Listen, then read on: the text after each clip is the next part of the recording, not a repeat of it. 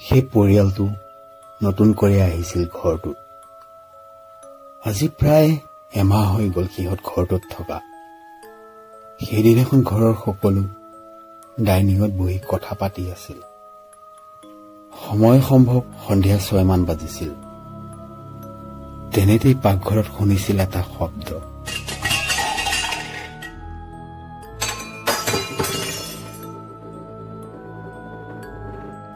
সেই শব্দৰ লগে লগে নয়নাৰ মাকে কৈ উঠিল, আজি কেইবাদিন ধৰিও হেনো ঘৰটোত কিছুমান অশান্তিৰ সৃষ্টি হৈ আছে। কথা বতৰাৰ মাজেৰে গম পালে যে ঘৰটোত সকলোৱে অশান্তি পাই আছে। কিবা নহয় কিবা এটা ঘটনা হৈ আছে। ফাইনেলি ডিচাইড কৰিলে সিহঁতে ঘৰটো এৰিব। আজি 2 দিনৰ পিছত দেওবাৰ। সেইদিনাখনেই সিহঁত ঘৰটোৰ পৰা যাবগৈ। সেইদিনাখনৰ নিশাটো পাৰ হ'ল।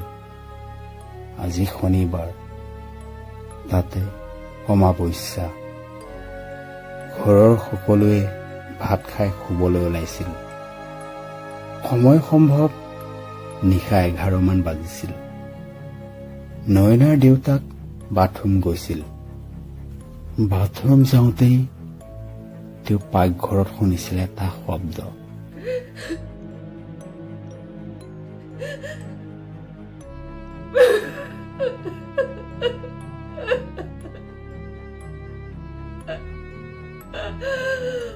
এনেকুৱা লাগিছিল যেন কোনোবাই কান্দি আছে।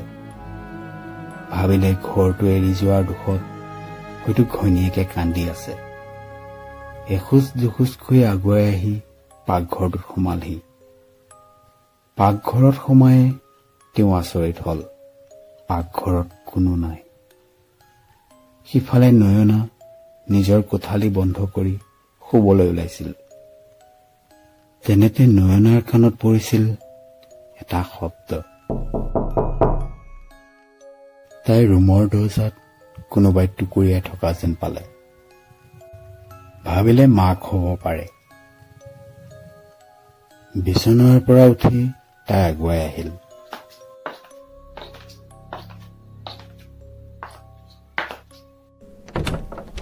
দৰ্জা খুলি দেখে বাহিৰত কোনো নাই।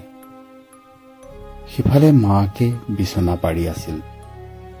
পিছফালৰ পৰা যেন কোনোবাই মতা যেন পালে।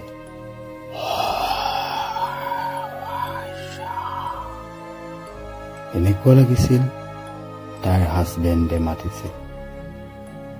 ঘড়ী চাই কাকো নেদেখি আচৰিত হল। সকলো ওলাই আহি ডাইনিঙত গোট খালেহি। কথাবোৰ ইজনে সিজনক কৈ আছিলহে। তেনেতে বাথৰুমৰ পৰা এটা শব্দ ভাহি আহিল।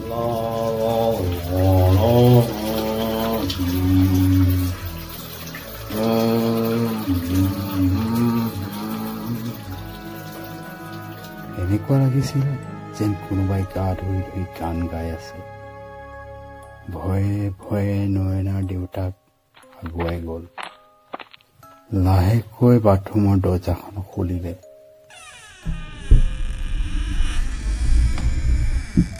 বাথৰুমৰ ভিতৰত দেখা দৃশ্যই তেওঁক অবাক কৰি তুলিলে। বাথৰুমত কোনোৱেই নাই। সকলো ভয়ত সিদিনা কঁপিবলৈ ধৰিছিল। হঠাৎ ঘৰৰ সকলো লাইট বন্ধ হৈ পৰিল। ঘৰৰ সকলো বাহিৰলৈ দৌৰিবলৈ ধৰিলে।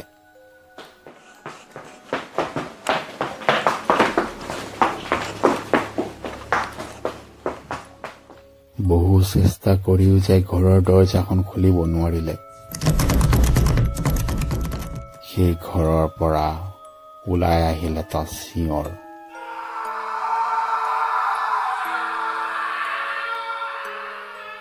সেই চিঞৰৰ লগে লগে ভাহি উঠিল এটা হাঁহি।